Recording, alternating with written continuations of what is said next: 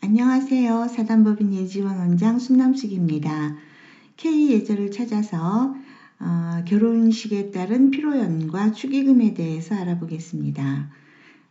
이번 시간을 통해서 그 현대 사회에서 빚어지고 있는 결혼식 피로연과 축의금 문제에 대한 논란, 이에 대한 지혜를 찾을 수 있으면 좋겠습니다. 얼마 전 온라인 커뮤니티에 올라온 결혼식 축의금 내용입니다. 이 글이 올라온 당일에만 댓글이 800여 개가 달렸답니다. 그만큼 많은 사람들이 관심을 갖고 있는 내용인 것 같습니다. 그럼 내용을 한번 보겠습니다. 고급 호텔 결혼식서 남친과 밥 먹고 축의금 10만원. A씨는 결혼식에 남자친구 데리고 오는 사람 어떠냐며 보통 초대받은 당사자만 오지 않냐. 식장도 신라호텔이었는데 둘이 함께 10만원 냈다고 적었다. 한 댓글에서는 원래 결혼식은 지인이 동행하지도 않냐. 전 가족이 몰려가면 몰라도 문제될 것 없다고 생각한다. 잔치지 않느냐라는 의견을 냈고요. 내가 초대하지도 않은 모르는 사람이 밥 먹는 건 돈이 너무 아깝다. 이에 대해서 식대를 따질 정도로 형편이 여의치 않으면 고급 호텔에서 하지 말았어야 했다. 이 글은 두 가지로 나누어 볼 수 있을 것 같습니다. 하나는 피로연 문제고 하나는 축의금인데요. 먼저 그 피로연에 대해서 한번 보겠습니다. 여기서 피로연은 잔치니까 많은 사람이 참석하면 좋은 거 아닌가. 아마 우리 어렸을 때 옛날에 각설이들이 있었습니다. 남의 집 잔치마다 찾아다니면서 우르르 몰려가서 밥 먹어도 마다앉지 않았던 그런 때도 있었습니다. 그런가 하면 또 사실 얼마 전까지는 피로연에 얼마나 많은 사람이 참석하느냐가 그 집의 사회적 위상을 말해주던 때도 있었습니다. 그런데 지금은 아닙니다. 좋은 일이 있어서 하는 잔치라도 초대받지 않으면 참석하지 않습니다. 그리고 결혼식 참석 하객의 수가 그 사람의 위상을 말하던 시대도 지났습니다. 지금은 결혼식 피로연에는 초대받지 않은 사람은 가지 않습니다. 피로연뿐 아닙니다. 이제는 이웃집도 남의 사무실도 초대하지 않았는데 가는 것은 실례입니다. 살다 보면 갑자기 이웃집에 볼 일이 있을 수도 있죠.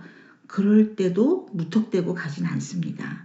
아무리 옆집이라도 미리 연락해서 용건을 얘기하고 가겠다고 말한 다음에 갑니다. 우리가 그 관공서에 가도 입구에서 약속이 되어 있는지 묻거든요. 확인을 합니다. 그런가 하면 심지어 내 돈 내고 먹는 식당도 어떨 때는 예약하지 않으면 돌아서야 하는 경우도 있습니다. 결혼식 피로연도 마찬가지입니다. 주인이 알지 못하는 사람이 참석하는 건 현대사회에서는 예가 아닙니다. 이런데 초대받지 않은 남자친구를 데리고 간 것은 현대사회에서는 좀 결례라고 해야 되겠죠. 원래 결혼식은 지인이 동행하지도 않냐 하는데 격식을 갖추는 경우에는 예전에도 그렇진 않았습니다. 이것은 결혼식 청첩장이었는데요.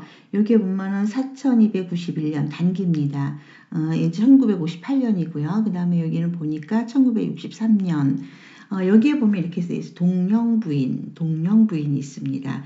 이 동령부인은 영부인이라고 하는 건 남의 아내를 높여서 하는 말.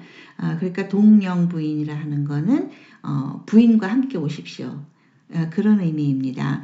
그러니까 부부지간이라 하더라도 초대장에 이렇게 같이 오라는 말이 없으면 같이 가지 않습니다. 예, 그것이 격식 있는 예식에서의 예절입니다.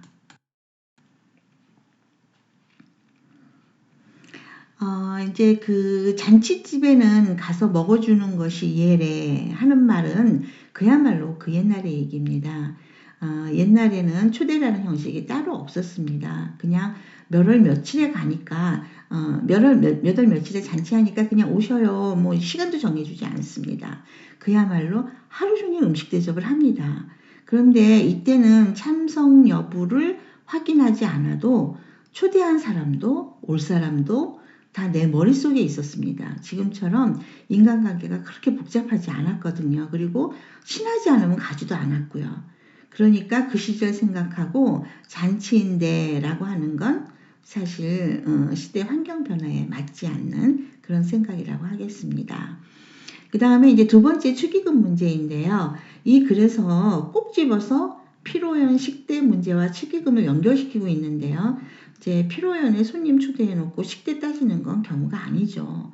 이 커뮤니티에 올라온 글처럼 식대를 따질 정도로 형편이 여의치 않으면 고급 호텔에서 하지 말았어야죠. 혹시 손님들이 식대 갖고 올 거 믿고 한다면 그건 피로연이라고 할 수가 없죠. 물론 초대받은 손님은 그냥 가진 않습니다. 옛날에도 잔치집에는 그냥 가지 않았죠. 하다못해 계란 한 꾸러미라도 갖고 갑니다. 이처럼 답례라고 하는 건데요. 이런 거는 성의 표시 정도이지 뭐 잔치집에서 돈이 얼마 들었는지 그것까지 계산하면서 갖고 가지는 않습니다.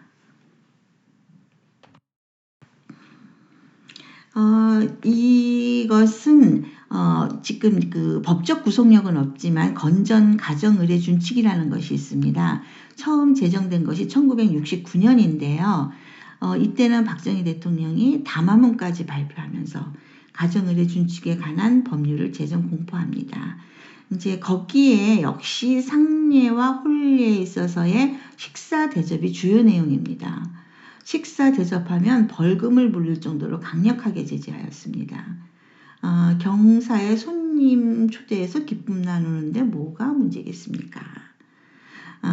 그건 이제 당시에 분수에 넘치는 손님 접대로 나중에 빚을 지고 어려움에 처하는 일이 있다 보니까 이런 조치가 내려지기도 했던 그런 때가 있었습니다.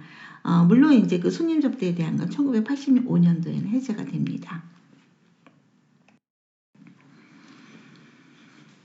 결혼 축의금 이제 5만 원 내면 손절, 직장 동료 축의금 액수, 축의금 논쟁 이젠 지친다. 모두 공감한 대처법이 있었으면 좋겠다. 천정부지 물가와 얇아진 지갑에 깊어지는 축의금이 고민이다. 요즘 경조사비는 얼마씩 하나요? 경조사비 돈이 너무 아까워요. 축의금 10만 원 내고 거짓 취급받았어요. 심지어는 김양란법까지 등장을 합니다. 요즘 젊은 세대에서 경조사비 액수에 대한 고민이 이렇게 많은 것 같습니다. 사회의 첫 발을 내딛고 보니 그동안 생각지 못했던 일 중에 하나가 아마 경조사비일 겁니다. 경조사비는 상대 재력에 따르는 것이 아니니까 어디까지나 나의 형편에 따릅니다. 10만 원 내고 거짓 취급받았다는 글도 있는데 그런 경우 어떻게 해요? 물어보면 저는 그런 사람하고 놀지 말라고 할 것 같아요. 예. 어디까지나 피로연은 피로연을 주최하는 사람의 형편에 따르고 축의금이라고 하는 거는 참석하는 사람의 형편에 따릅니다. 그러면 참석하지 못할 때는 또 초대받지 못했을 때는 어떻게 하나요? 축하한다는 말로서 충분합니다.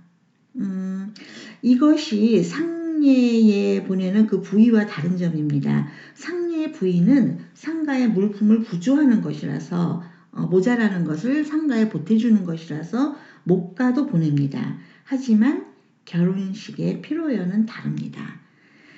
이것이 K 예절입니다.